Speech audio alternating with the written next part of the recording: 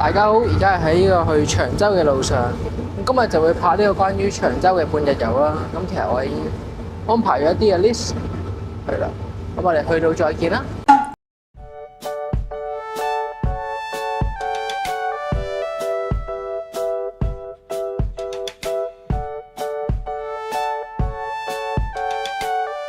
首先到步第一件事，當然去食長洲大魚蛋。上網研究完，好似呢間時來食坊唔錯，所以就揀咗呢間。唔係，都 OK 啊，係一個好滿足嘅魚蛋。佢啲汁都入唔到去下面，應該係啲魚蛋淋撚晒咁樣先好食噶嘛。唔係即係佢啲汁要煮到佢係入晒去咁樣，啲細嗰啲嘅話。你點樣魚蛋點樣煮到入晒去？你細粒嗰啲 OK，佢炸過嚟噶嘛。你啲大嘢佢炸完佢都係好厚，入唔到去。好，由於呢條撚樣，我啱啱嗰間冇乜特別，而家好多人排隊，所以買多串試下。呢個脆啲喎。所以上網介紹嘅嘢唔可信。咁有冇入味啲啊？唔知呢個麻辣定點，覺得呢個好食啲。仆街啦！上網瀨晒嘢。咁我哋最後 total 就食咗2間嘅大魚蛋啦，分別係第一間嘅時來食坊同埋第二間嘅東源。喺時來食坊食嘅呢係咖喱味嚟嘅，佢嘅口感比較軟身同埋彈牙。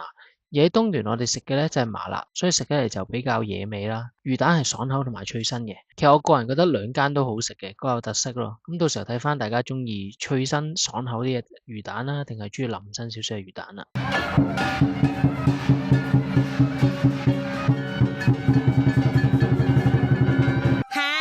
咁食完長洲大魚蛋之後，我哋就出發去食我哋嘅正餐啦。咁我今次又揀咗呢個火車頭酸辣小鍋。咁呢間嘢我係上網見到 MM 介紹過嘅，咁同埋睇翻佢價錢啊，同埋佢賣相嗰啲都唔錯，所以最尾就揀咗佢啦。其實原本我嘅計劃係想去食陳通記嘅沙爹通嘅，但係去到我先發現嗰日係冇開嘅。大家去所有嘅餐廳之前都要記得上 OpenRice 睇咗佢哋邊日開先，因為長洲有好多餐廳呢，其實一個禮拜可能淨係開3至4日嘅咋。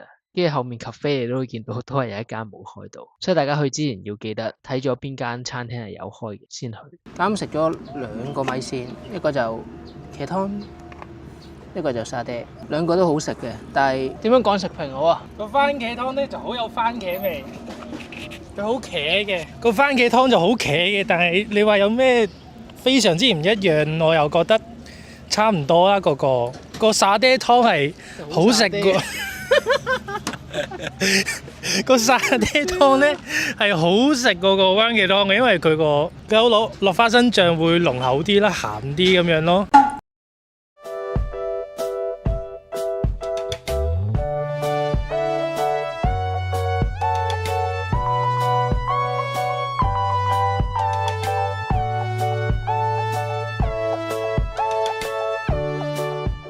咁順住啱啱嗰條路行啦，頂本身就可以沿住海嚟行㗎嘛，點知俾佢封住晒，有啲可惜。本身可以行呢度，望住上面，好慢慢行過去㗎嘛，或者度坐下。喺市區咧就叫做豪宅，喺呢度咧叫村屋，係新嘅村屋。佢點都係面住豪宅嚟建㗎啦，呢個係嘛？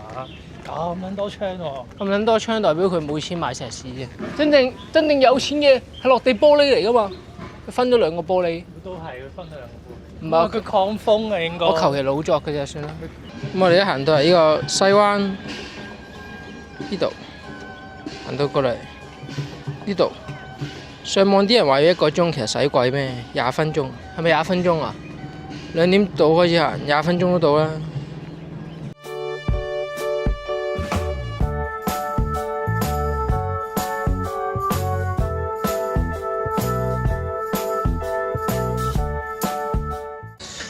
咦，行山最緊要聽歌。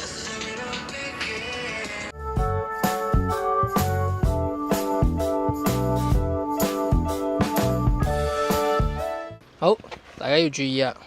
唔知睇唔睇到？好啦，咁如果大家正常嚟的話呢，就呢度落去就係噶啦。但我哋嘅團有淆底，所以冇計啦，唯有折返。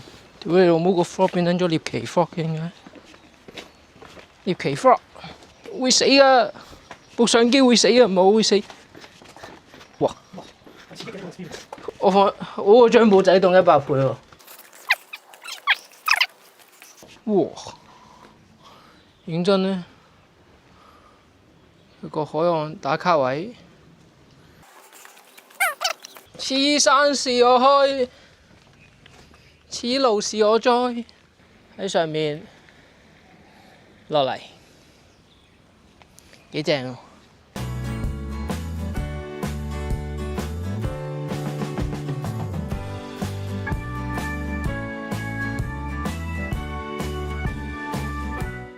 呢度落啦。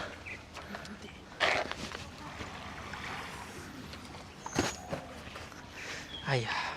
信呢成箱唔濕啊！我啱啱喺度落過，大家望下呢個位，大家望下呢個位，望下呢個位，方圓百里上去嘅方法，淨係得呢條繩咋，仲唔係呢條繩？耶！屌你呢條擒上嚟咪得咯！我真係啱啱先見到啊！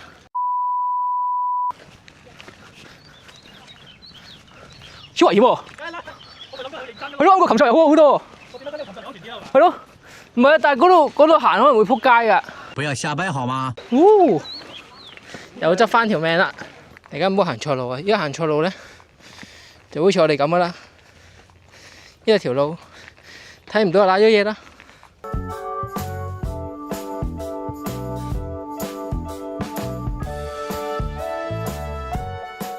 大家睇唔睇到？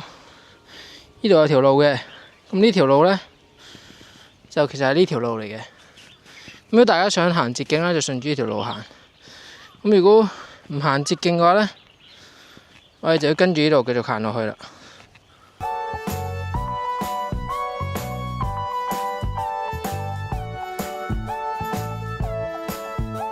嗰個行程呢間冇開，如果你冇呢間又冇開。我屌呢間好開啊！你可以喺度坐，食晒屎。我估唔到點解可以休息咁多日㗎？點解可以間間都休息㗎？既然轉角嗰間嘢冇開，暫時只得呢間嘢開咗，所以就喺度坐一陣，買支蜂蜜柚子冰粉。嚇咁靚，唔係博物館係諮詢中心。認真咧，咁 Q 靚一嚿嘢。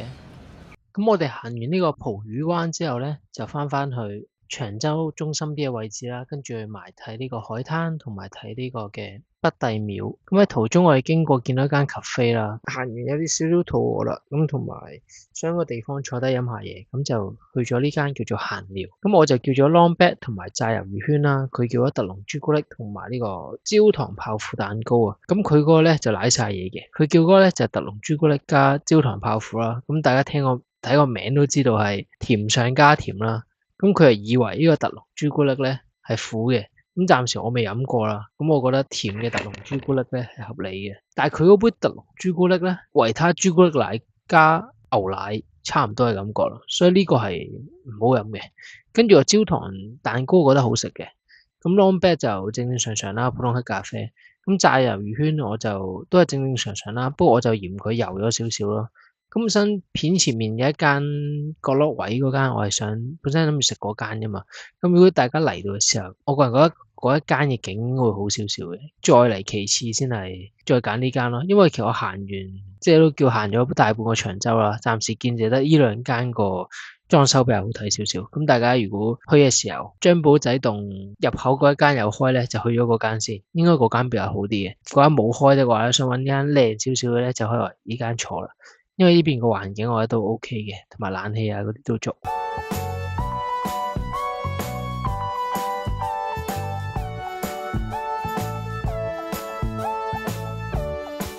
OK，沿住呢條路行啦，咁前面順住就係海灘啦，即係呢度可以擺鎖，情侶鎖。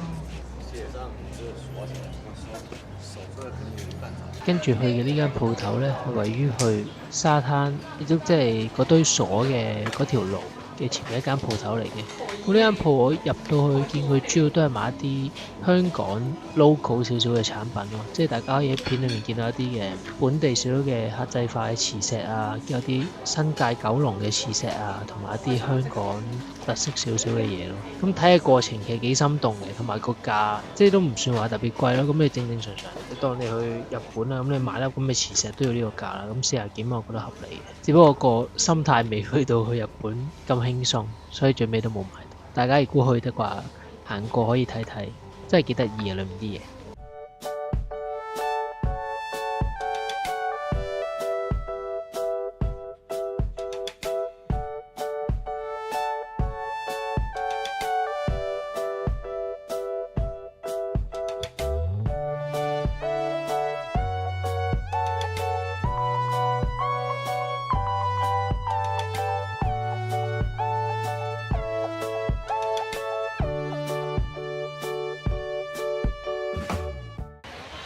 耶，經歷嘅。